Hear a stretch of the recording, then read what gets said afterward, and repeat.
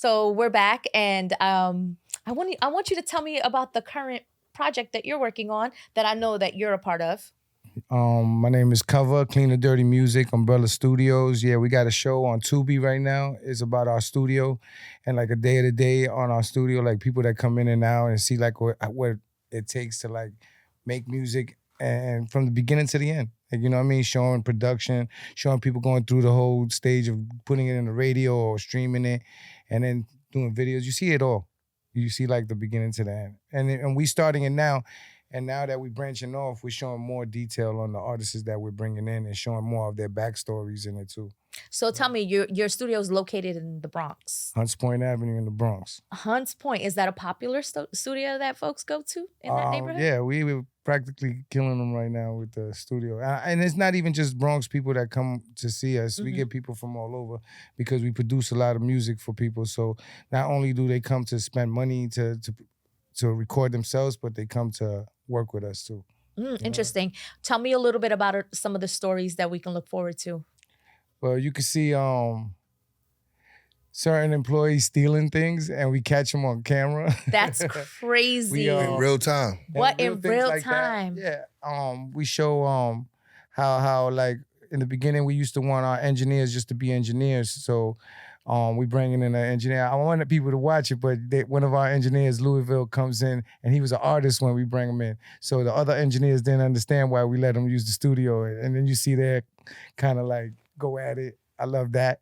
There's a lot of things that you're gonna see from us, but not even just that part. It's just we already seen what we have with the first one, and we build off of that. And now we kind of have the formula that we want to use for the rest of the shows that we coming up with. Oh, so it's more stories. My guy is being humble. Tell him some of the people you work with. Please, Cover. I know we name dropping, but we got. Yeah, but we like just so we understand the history. Because there's history that you have. Yes. In the music business. So what is that? Well, I've been in the game since 1995. You know what I'm saying? We was artists at Tommy Boy. We worked at Def Jam. And then after a while, I worked with Ski Beats. He did a lot of Jay-Z stuff and all that. He Camp Lo and all that. And I just took a page from what he used to do because he was a original flavor. And when he started producing Jay-Z, he fell back and started just doing producing. So I just wanted to do the same thing and stay involved in the music. So I started producing. But like the acts that we done is like Chris Brown, Fat Joe, Jim Jones, Benny the Butcher, Graf, D Chambers, Dice Peso, Hattie Racks. My thing is always to work with new artists. Like I think right now, this last 3 years, we've been putting out like 5-6 records a week, and all the DJs playing it. So like our circulation is crazy. And now we're working with the Lean Brothers. That's me and my partner Spazzo, DJ Spazzo from High 97. We're creating like a whole platform where we're bringing new artists in and producing them and putting out records like that. It's so funny because that's always been like my true love is like new talent. Yeah, so and being like the first to see that. I feel that I found the right? talent that that other people didn't see. I do that a lot. That's like my gratitude to the game. Like, cause I've worked with so many artists right now, like major label artists. But my thing is always to be able to find a new talent that says, yeah, I didn't hear this. And then giving them the opportunity to see it blossom, you know what I mean? Exactly. And like when you talk about having the chance to do that, tell us like a notable story that happened to you where you discovered a talent and you just helped nudge them along the way and what that felt like. I mean, the number of artists that I have like that is a lot. There's a lot of artists that now are home names. I mean, I don't take credit for a lot of these people's success because they were already on their travels just met with mine, you know what I mean? And so like, but I'm like me and Chambers got a lot of records from the beginning. And I'll tell you like this. Dice Peso. Yeah, I was going to just piggyback. Like it was like me doing events, right? I always used to see him when I'll be running in and out of the souk. And, we met through a lot of good street friends in the Bronx. Shout out to Coke Boy, Drew. And, we was working on something. And when I linked up with him, so I always saw him in passing. But I would think it was just before the pandemic when nobody was thinking about nothing. That's when me and him locked in the most. Like when everybody was, like, I probably was the only car on the highway, like the night rider heading to the Bronx. That's so interesting. Yeah. Right. That's what it felt like for a little bit. Yeah, no, I was the only car. They thought I was crazy. We were like the only. We all caught COVID too, like, by the way. Like, we all had COVID. We was all here thinking we was invincible. And then we seen each one of us fly and falling off like, oh man. Yeah, and through COVID, like, I remember when because he always had his studios in different parts of the Bronx. Then he went to like Mount Vernon, right? And I didn't get to go there. But when he came to the Bronx, I was always like, yo, I want to link up. But I wasn't ready for what he was talking about because people wasn't ready for his transition from putting out music to doing beats. And so, like, I know for a fact when I first did the record with China Mac, Get Him, they was like, cover produced that? And it just created this machine, and I just stayed loyal to the sound. Like, it was like every Monday, Tuesday, I'm there. Like, you can't. Mondays locked in. Guarantee, I don't care what you was doing. You came there, you saw me, and like out of there, I brought Benny the Butcher there. We was worked on the record on the spot. Like, we knocked that out. And I did a lot of my collabs and features throughout in the studio. So it was dope because I also look at it as like, you tapped into the mecca of hip hop, right? We know this, like, you know, this is where the Bronx has a certain sound. It's from the Bronx. This is why certain energy comes out of here, and it's dope. Me being from Coney Island, we have a certain sound. We got a lot of heavy bass, drums, snares, and it's kind of like symbolic to, you know, that's why it works. But I think the hustle, the drive, and we push each other daily, and this is why we survive off of it. Because, you know, I can promote a studio, I always make sure producers, everybody that listens to know who the producer is. You're not gonna just hear the tag. And a lot of artists need to get into the habit of shouting out their producers and who they work with. But the producer is such a big part of the music But they don't get enough process. credit, though. They don't get enough credit. I think, you know, when they strike a hit is when everybody chases them. You know what I mean? But when you going up, this is when everybody chases you too. When they see everybody coming to work. And he has built, like he said, he didn't have friends, he has family. Notice the words he uses. And it's like, you could guarantee to see all of us, same people you see in that doc, you're going to see in the studio right now. You want to come meet the stars? Come over. We love the whole idea of just building with new people too. You know what I'm saying? Yeah. Like the whole idea, like we even have like classes in our studio that we teach criteria to these schools that we bring in kids that are from high school to learn these things. And to me, that's the motivation really to me. You know what I mean? Like, we make records every day. Like, when you talk about being in the studio every day, we own the studio with 3 studios in it. And at any time we bouncing from each, there's been sessions that there's 3 sessions and they're all mine. You know what I mean? So it's like, I just want to bring the next generation to this game and be able to sit back and see that our talents are still blossoming through other people. You know what I mean? That, and it sounds like you've created that avenue. I mean, you know, the brand that we're building is starting to show, and it's starting to bring a lot of people in, not just people that, like the kids that are coming in, like the artists that are coming in for me and my partner Charlie, you know, like a lot of good things, the whole politician of the game, the whole politics of the game. I mean, you know, it took me a while to learn from it, from like being an artist, being a producer, and now being the CEO of my own company and brand, you know. But I'm having fun doing it, and I think, you know, with the things that we're doing, we're gonna blossom to bigger and better things in the future, you know what I mean? How does something like that show come about? Well, it started with like me and Charlie just talking. Like me and my partner always brainstorm about things like, where do we see each other here? Like, you know, we do short-term goals so we could get to them. And making a show was one. And, you know, the way we always thought about it is nobody's gonna do it for us unless we do it. You know what I mean? If we want people to take it serious, sometimes you could come up with a great idea and everybody laughs in the room, and then you'll take it out somewhere else and it's your bright idea. You know what I'm saying? And nobody laughed in another room. You know what I'm saying? So we just say that we're gonna take control of this ourselves. You know what I mean? Like, we know so many people in the industry, you know, from art, from videos, from film, from fashion. So, you know, we just digged into see who we could pick, and we picked some of our own friends that were cameraman. One guy we knew that you could be the producer. Look, we want you to produce this for us because we know you mentality, your mental knows how to make this happen. You're able to make it happen. So we just picked our friends that we knew that was able to do these things because that's how we roll. We don't try to go against, and I'm not trying to do his job. We all trying to find the job that we are good at and try to go from there. You know but when you have a lot of people in the mix, sometimes that is a place for like a lot of tension and a lot of like different things happening. Do you see that happening with your team? Well, my team, I'm around a bunch of creative people, and that's what I love. You know what I mean? I think the whole thing is check your pride at the door. You know what I mean? Because at the end of the day, we around everybody. So there's no starstruck with anything that we do. So we just want to get to the facts. Let's create. And if, with your idea, if you have a great idea, then it goes into the table, just like your cards. We write our ideas, and the ones that stay on, like yours, is the ones that we go with. And I think as a team that we've grown to know that, you know, to know our position in the game that we're in. Like when it comes to me and my partner, he deals with all the day-to-day. He's doing the bookings. He's going and doing things, and I'm dealing with the artists one, you know, day-to-day.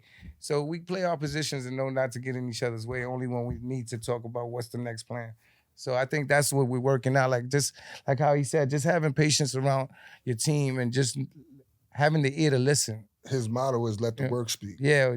More of that. We let the work talk for us. And and the more I see that we let that happen, the more you have to talk for us. You know, you have more questions for us. Don't you feel like that is like a life rule? Let the work speak. Yeah. Right? You see what happens when you stop working? Yeah. You're gonna be on the train. There's just a pause. Fighting. You're gonna be fighting for something somewhere. Yeah. You don't work, because that's what frustration coming at when you're not creative enough to be like, yo, this is what I'm gonna do. When you don't got no ideas, next thing to do is do something crazy. Like, why did you do that? When somebody goes in the bank and try to rob everything, it's because they have no more options in their head. They think this is it. They're not options. Yeah, I'm ready to do 8 years. This is and it. it's like each one bring one in. Look, like right now, this was a D Chambers interview, and you know, this is my brother. So at the end of the day, him bringing me in here and I feel like, you know, when you go to a tryout and your friend brings you to a tryout and then you get the job, I feel like that. And I appreciate my guy like that because, you know, some people like to hold what they got, but, you know, we're going to leave it all here. So at the end of the day, it's like we share each other's wealth and we do that. Like we always piggyback each other, whatever we do. And that's how we keep going forward with it, you know? And I do believe that's like one of the core elements of hip hop. You know, that's what it kind of started on, right? Those values of like community. Put your man on. Right? Yeah. Putting your friend on, bringing your friend to places. And then, you know, you open doors for others. That's the American dream, right? though, because if it was for everybody, they wouldn't have direct message. You know what I'm saying? Get it? It's right there. You know what I mean? If the message was for everybody, it would never be a direct message. Some messages ain't for everybody. Yeah. It would be right in the comment for everybody to read. Yeah. It was like that, you know, but it's not. Interestingly enough, I read something about you having some type of like legal issue or... Here we go. I remember that. So I mean, it's not that far, but it's not too much to remember. What happened? A lot happened. What happens in a situation like that? It's still going. It's still going. So talk about it. Nah, I mean, it's or just, can you? Whatever you read. What is the amount that you're willing to share? Because something transpired. I'll be honest with you. I don't even want to sit here and act like I know anything. I know the lawyers is going to do their job. Shout out to Josh Mayer. Shout out to the lawyers that's behind this, because I don't really want this to be like a public blowout. Oh, no. I'm a fan of her music. I like it. Yeah. But, everyone likes it. It's just one of those things. Yeah, everyone likes my it. song. But it's business. It's all business and it's all about money, right? At the end of the day, this is a business and intellectual property is a real thing, right? Yeah. And there's people that they get a lot of money from taking other people's intellectual property and benefiting from it. So what you're trying to do is get adequately compensated. No, listen. The way it works is paperwork has to be right. Okay. And once your paperwork is right, you're 100% wherever you believe it. No matter what the world thinks, whatever it is what it is. And the bottom line is, what makes it this one of my favorite songs. Okay. And what I liked about the song is that I had a project called Boom Bap to Drill Rap. Okay. So what I was just doing in hindsight was just showing artists that we don't have to be trapped with just boom bap music. Okay. As an older artist. Because a lot of times with an older artist, they try to box you in. They probably calling them now, you know what I'm saying? That's why you can't talk about it. So like, when I had Boom Bap to Drill Rap, I just try to show artists you could do both sounds. Okay. You know what I mean? Because a lot of artists, they get boxed in. They only want to hear one style of rap from you. Okay. So what happens when you do the other? You know what I mean? So I did a lot of dope music with the drill sound. And, it's on radio. And, and this is the things that keep me busy in these clubs, getting money, keeps me alive. So when I notice something, you know what I mean, my people just handle it. I'm not really beefing about it. Yeah, you're not making it a public thing. And it's really, it doesn't have to be a terrible... I didn't do that at all. You know what I mean? Just the way the Matrix worked is something to talk about. And then the world became about it. But you know what bothers me more than anything out of this? I wish I got the same tabloids when I fixed the basketball courts in my neighborhood from scratch. No rims, no paint, rubble. And I restored the courts, caught in the middle of a shootout during the tournament, still kept the tournament going, was on Channel 12. Citation for, bringing humanity to my neighborhood. Because, a lot of people just think Coney Island just filled with ball players, rappers, and violence. You know what I mean? It's filled with people. It's filled Human with people, beings. Talent. It's so much art. It's people so with much dreams, culture. aspirations. The beach is there. It's so much. It's endless. That's why they redesign the certain parts. It's gentrification and indictments at high levels. And somehow I was able to work with good political leaders like Samantha Ross, Anthony Baptista. These are certain organizations that stood behind me when I created C-Rise B-Ball.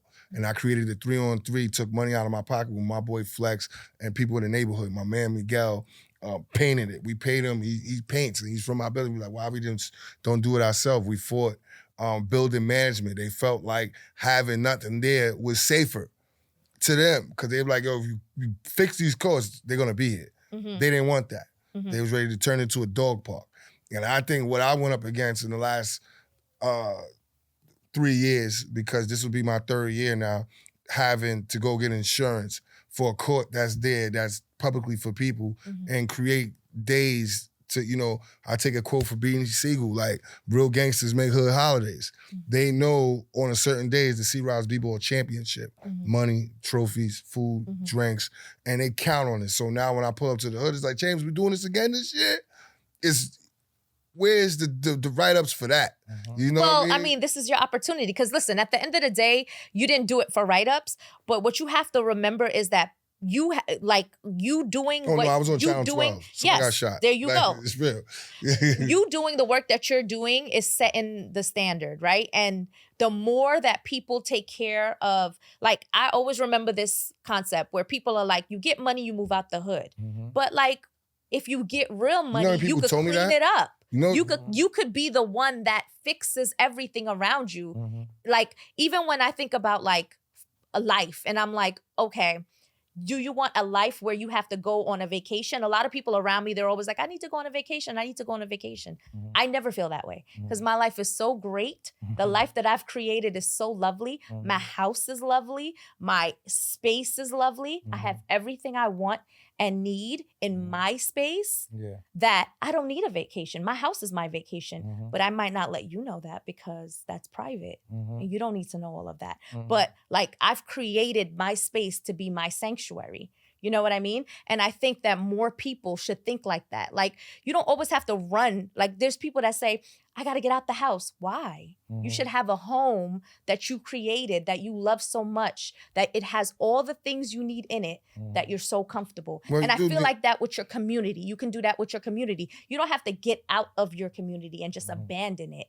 You can, if you choose to leave, that's your preference. But you can also make it so wonderful. And that's how we I show think too. That's what you're doing. Yeah, that's what we're doing with our show too. Like, to show people, because if they, as soon as you see the show and when it turns on, the first you see is the ghetto. Yeah. And then being from Hunts Point, like, that stigma. There's a reputation. Oh my God! Like Yeah. there's people that just say that they won't even come to the Bronx. Well, I've worked because of in certain that ways of neighborhood. feeling, you know what I mean? I've worked in that neighborhood. Yeah. I've worked with like people that have substance use needs. Mm-hmm. So I've interacted with, you know, individuals that have been using for many years. Mm-hmm. In that neighborhood, it's a high use neighborhood Mm-hmm. with a significant amount of overdoses.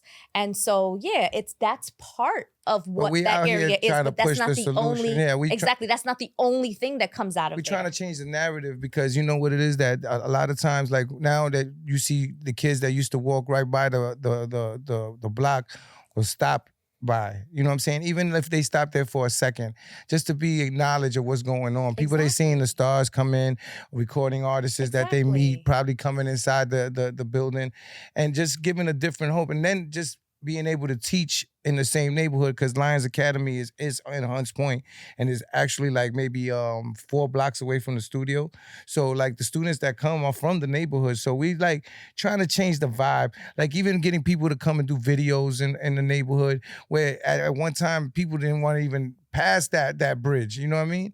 And that's what we're trying to change. Just change the narrative, because sooner or later it's gonna change. But it has to take all of us to want to do that. You know what I'm saying? And that's what helped me, because like it may sound generic and old, but like I say, I came back from Rolling Loud and what was that, 21. And I'm sitting there. I just, I come back, I go check my mom's. I go check my mom's and I go stare out my window where I was raised at. You know what I mean? It's an empty room. So I go in there, I'm looking at the courts. I'm like, yo, ain't nobody else gonna fix this but me. And I just went around. I was like, yo, what's up, man? We gonna live like this? This is what we gonna do? Yo, if you do it, I'm behind you. Sometimes it takes that one person. That's one person. They be like, yo, if you do this, I'm behind you. If you do this, I'm behind you. He came out to the video shoot. Mm-hmm. He seen, you know what I mean, how it looks quiet, and then within seconds, it's like a village of people. Just like, yo, what is going on? This is crazy.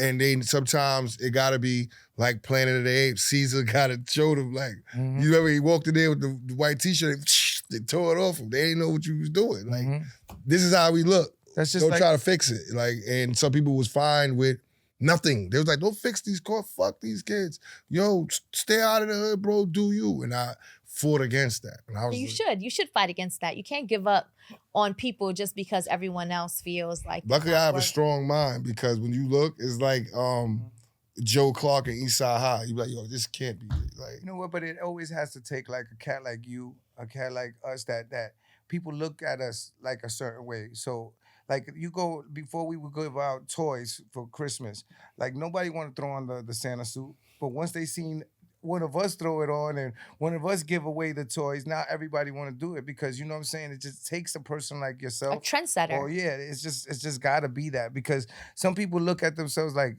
do I look corny doing this?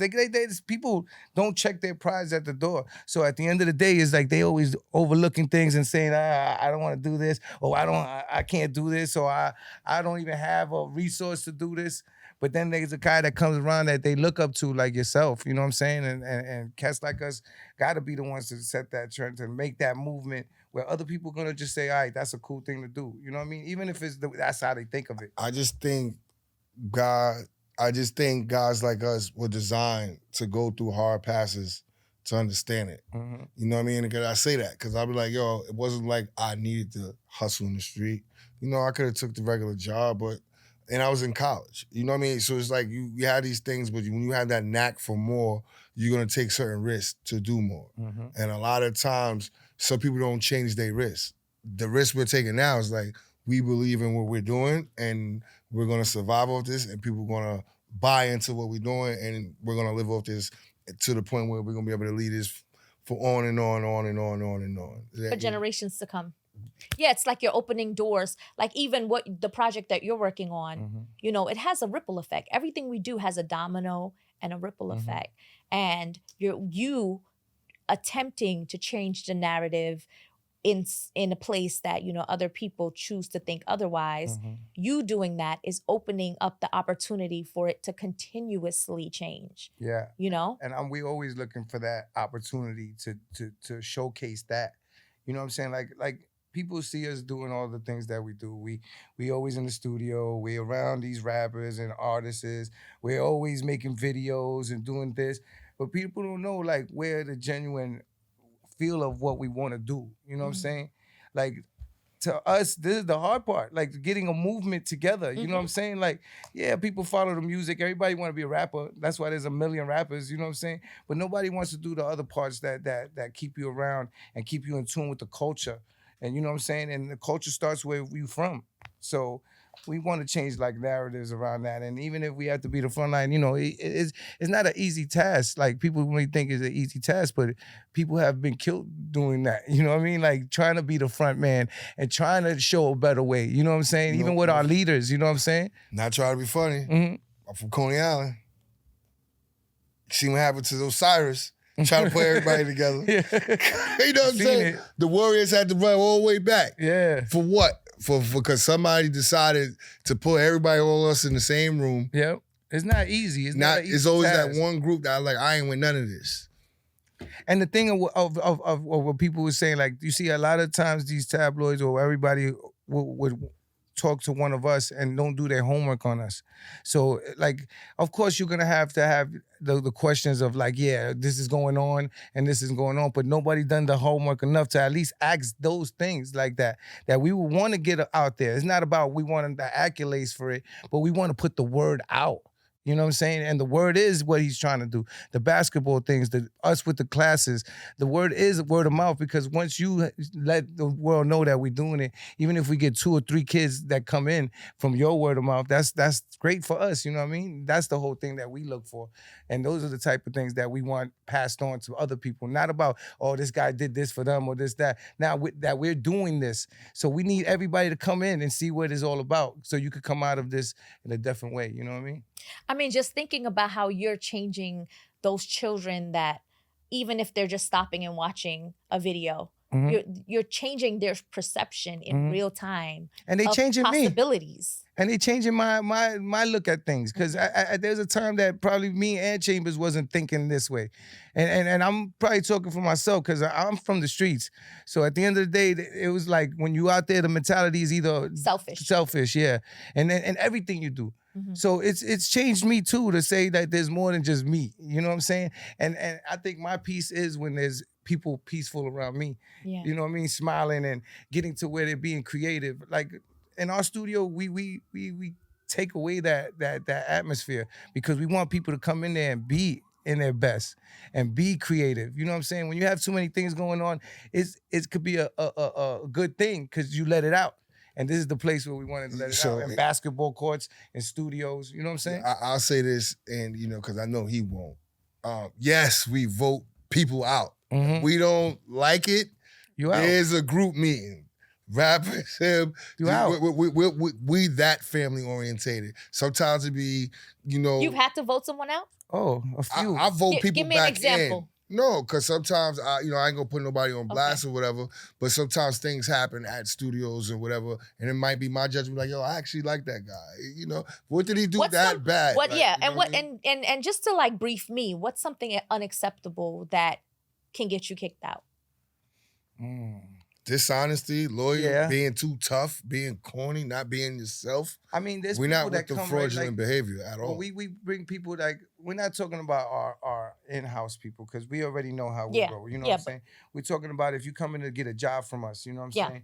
I think some of these people come as it's a stepping stone. Like, let me get here to get to over here. Okay. You know what I'm saying? Open doors. I could tell you one thing what happened, and this didn't happen to us. But it happened with one of my friends. So he had an engineer that was working for him. And an artist came in who was a name artist, loved the way he worked, took him. Told him, yo, you want a job? Come with me. Okay. All right? They found out the type of kid he was, fired him in less than a week. And he came back to my friend's job trying to get his job back. And to me, that's whack. That's not what we trying to show. One time to do that. Yeah, that's all you need is to do that. Because, if we stood still, we're going to be those guys that they're going to come to. You know what I'm saying? We the guys. We just wait it out. Be patient and wait it out. We're going to be them guys that you're going to be. But some guys are too ambitious, and sometimes when you're too ambitious and you step on the people's toes that you ain't supposed to, it ain't really gonna. It doesn't work out well It for don't. you. It stagnates you. You know what I mean? Because this game is small. It may be a million rappers, but when you're in the industry, it's really small. You see the same people. You see the same circle of the people talking business. We're not talking about The money flow. the whole culture. Yeah, We're the talking money about where the flow is money's like a at. It's circle. really a circle Right. of not too many people. Mhm. And you see the same people all the time. So once you get that stigma of you, that this is the type of person you are, it gets around quick. And people kind of, because there's a million more like you. You get it? So it's like that. I think loyalty is important, you know, even though it's just like a word to a lot of people, but I think that it goes a long way in ways of doing business, you know what I mean? Yeah, you know, there's all these Entitled ways behavior. of goals. It's a lot of things. Entitled behavior. Yeah. You part of a plan, and like, you know, sometimes people act like they invented the wheel, Mm-hmm. but you needed our machine for it to work. Mm-hmm. Understand it. Like, you know what I'm saying? It's like sometimes we have the wheels. Mm-hmm. You might be another inner tube that can help blow up a wheel that we left behind. Mm-hmm. Let's not act like we didn't have the wheel already. That's right. Like That's right. we already was rolling. We're already moving. You're part of this, but it Everybody will still gets move. used in this game, but it's how you leave the taste when you leave. You know what I'm Okay. saying? It's like, you know, okay, we all, like I said, we all use each other for the resources we have, but that's because we the circle that we have. Yeah. But other people come in with the same intentions. You know what I'm saying? Don't think that, oh, these guys got this, I could use this too. You know what I'm saying? But if you do it the right way and everybody leaves happy, then that's a good thing. You know what I mean? Nobody is expecting you to stick around. You know what I'm saying? But when we make these moves, let's just be gentlemen and be proper to what we're doing.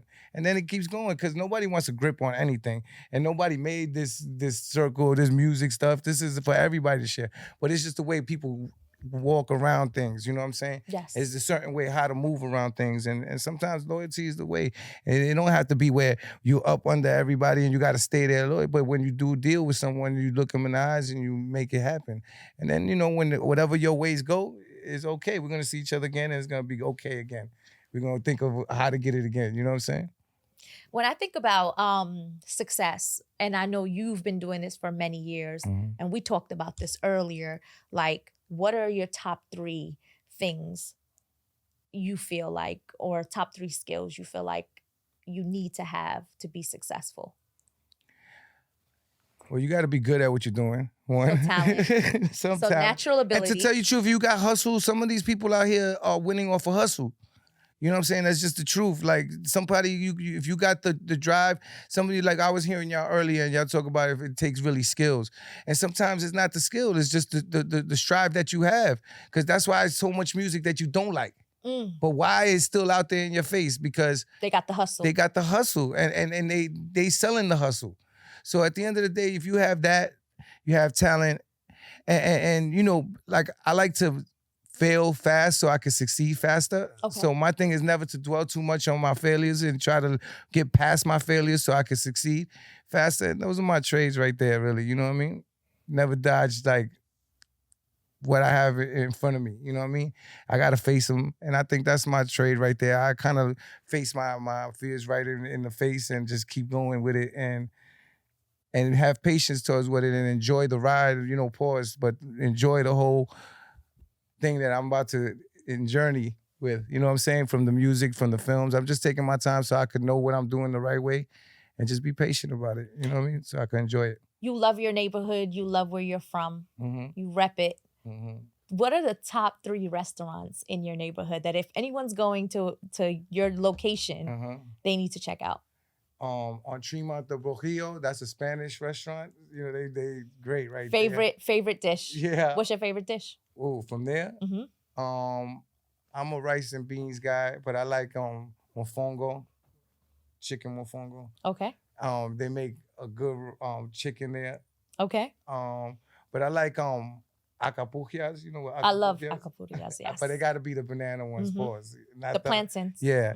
I just had I bought a whole dozen of those for my mother. She loves those. She One of likes my to fry favorites. myself. Frankie and Johnny's. Okay. You ever been there? That's a pizza spot? That's not an Italian Oh, restaurant. it's Italian. Yeah. Okay, I've never been there. Yeah, that's hot. That they pretty good there. And what else would I could send you to?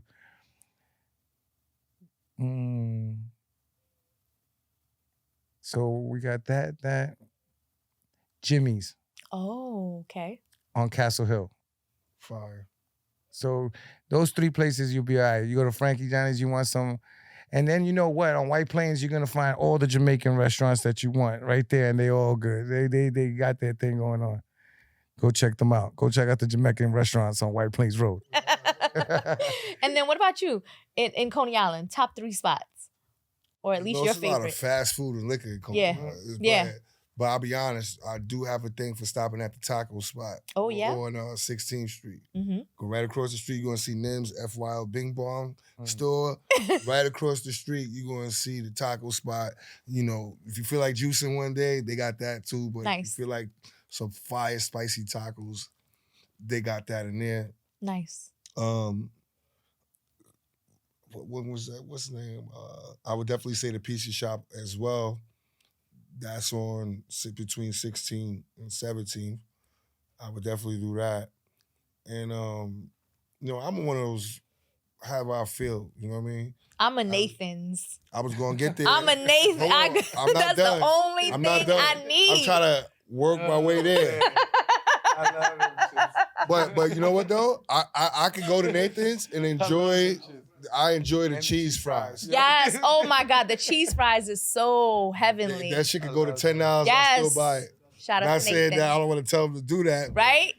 Yep. But the cheese fries and definitely the cotton candy if you're super high. Okay.